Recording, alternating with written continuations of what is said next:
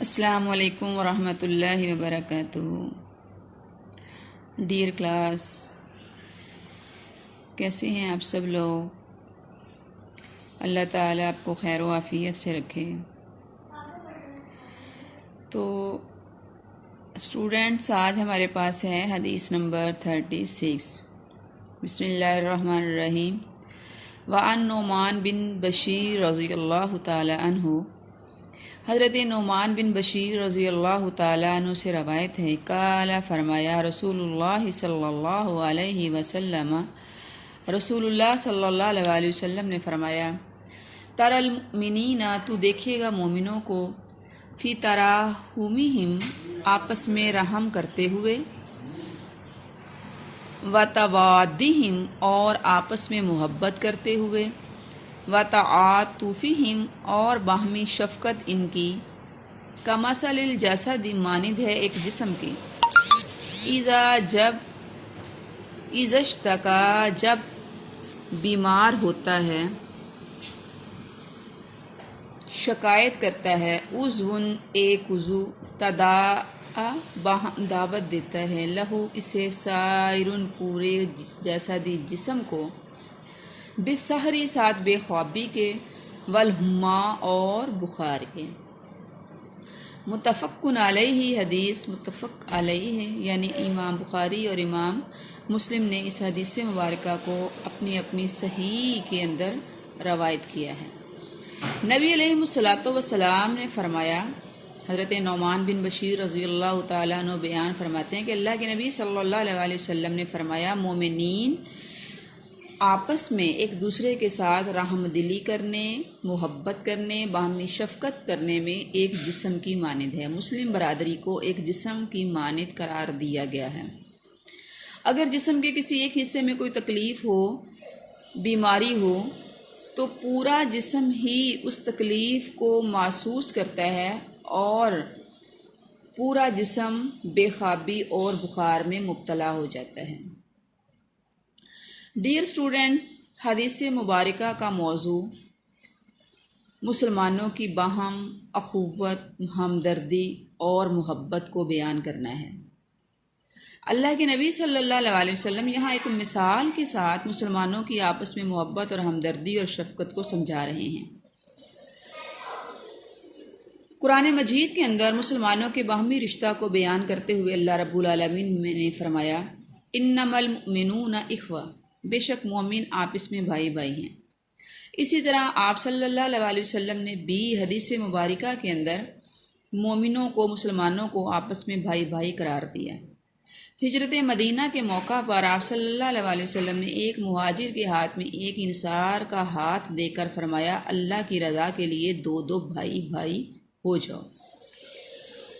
مومنوں کی آپس میں محبت، ایک دوسرے کے ساتھ شفقت، ایک دوسرے کا احساس، ایک دوسرے کے لیے قربانی دینا، ایک دوسرے کے ساتھ کوآپریٹ کرنا، ضرورت اور مشکل میں ایک دوسرے کے کام آنا، اس وصف کو، اس خوبی کو بیان کرتے ہوئے اللہ رب العالمین سورہ فتح میں فرماتے ہیں، اشداء علی الکفار رحماء بینہم، یہ لوگ کفار پر سخت ہیں، دشمنان اسلام کے ساتھ ان کا معاملہ سختی پر مبنی ہے، لیکن یہ آپس میں بہت رحم کرنے والے ہیں۔ کامل ایمان کی نشانی بیان کرتے ہوئے فرمایا، تم میں سے کوئی شخص اس وقت تک مومن نہیں ہو سکتا جب تک وہ اپنے بھائی کے لیے بھی وہی چیز پسند نہ کرے جو وہ اپنے لیے پسند کرتا ہے۔ مومنوں کو ایک دوسرے کے دوست قرار دیا ہے۔ فرمایا، والمؤمنون والمؤمنات بعضهم اولیاء بعض، ایمان والے مرد ایمان والے مردوں کے دوست، ایمان والی عورتیں ایمان والی عورتوں کی دوست ہیں۔ نبی علیہ الصلوۃ والسلام نے ایک اور حدیث مبارکہ میں ایک مسلمان کو دوسرے مسلمان کے لیے دیوار کی طرح قرار دیا ہے، جس کا ہر حصہ دوسرے حصے کو مضبوط کرتا ہے۔ اسلام کی تمام عبادات اخوت کے جذبہ کو ابھارتی اور قائم رکھتی ہیں۔ ہم دیکھتے ہیں پنجگانہ نماز کے اندر مسلمانوں کا اکٹھا ہونا، ایک امام کے پیچھے امام کی اقتداء میں باہم مل کر نماز کو قائم کرنا، حج کے موقع پر بھی مسلمانوں کا آپس میں اکٹھے ہو کر رشتہ اخوت کو قائم کرنا، یہ مسلمانوں کے درمیان محبت کو ڈیولپ کرنے، ایک دوسرے کی دیکھ بھال کرنے اور ایک دوسرے کے ساتھ شفقت کرنے کا بہترین ذریعہ ہے۔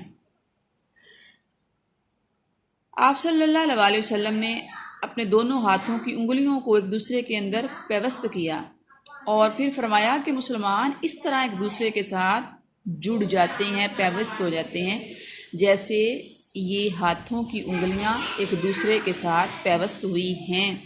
یعنی مسلمانوں کا جو تعلق ہے وہ باہمی تعلق محض سطحی نہیں ہوتا، بلکہ وہ ایک دوسرے کے معاملات میں دلچسپی لینے والے، ایک دوسرے کو مشکلات سے نکالنے والے، ایک دوسرے کے لیے آسانیاں پیدا کرنے والے، ایک دوسرے کے کام آنے والے ہوتے ہیں۔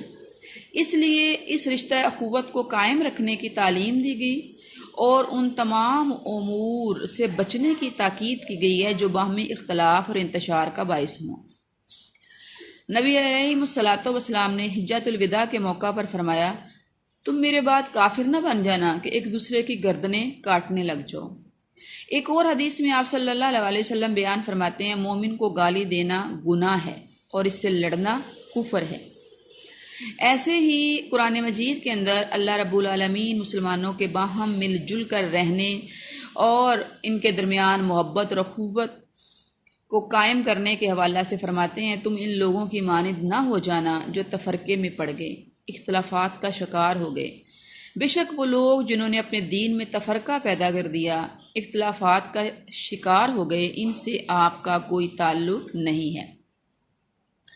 سورہ حجرات کے اندر معاشرتی احکامات کو بڑی تفصیل کے ساتھ بیان کیا گیا اور ان تمام امور سے مسلمانوں کو منع کر دیا گیا جو کسی نہ کسی طرح رشتہ اخوت کو کمزور کرنے والے ہیں۔ وہ تمام امور جو مسلمانوں کے درمیان دوری کا باعث بنتے ہیں، نفرت کا باعث بنتے ہیں، بدگمانی کا باعث بنتے ہیں، مسلمانوں کو اس سے روک دیا گیا ہے۔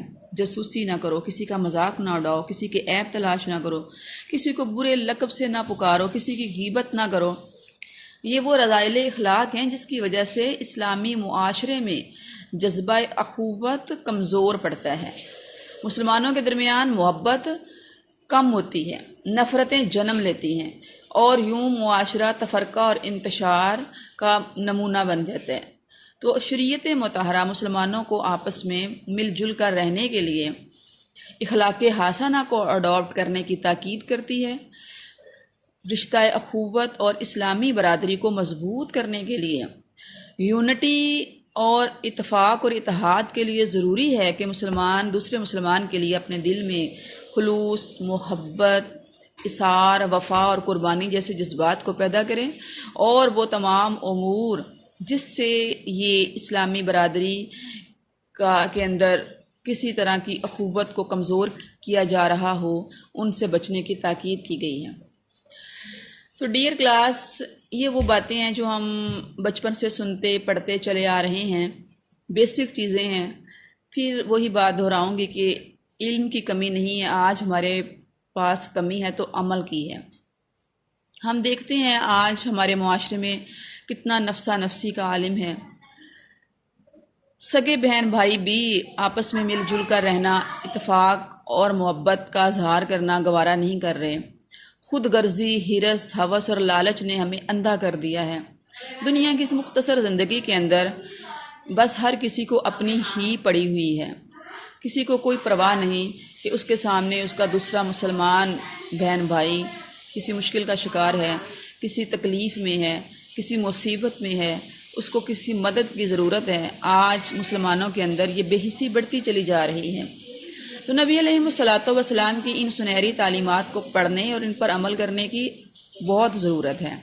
آئیے اس حدیث مبارکہ کو سامنے رکھتے ہوئے ہم اپنے ماحول اور معاشرے کا جائزہ لیں، اپنی فیملی میں، آس پاس کے لوگوں کے ساتھ ریلیشن شپ میں اور مسلمانوں کے ساتھ تعلقات استوار کرنے کے حوالہ سے ان اسلامی اصولوں کو اپنے سامنے رکھیں، جذبہ اخوت کو مضبوط کریں اور ہر طرح کے انتشار اور تفرقہ سے بچنے کی کوشش کریں۔ اللہ تعالیٰ ہمیں صحیح معنوں میں دین اسلام پر عمل پیرا ہونے کی توفیق عطا فرمائے اور باہمی محبت خلوص اور شفقت کے ساتھ دنیا کے اندر زندگی گزارنے کی توفیق عطا فرمائے۔ وما توفیقی الا باللہ علیہ توکلت و الیہ انیب۔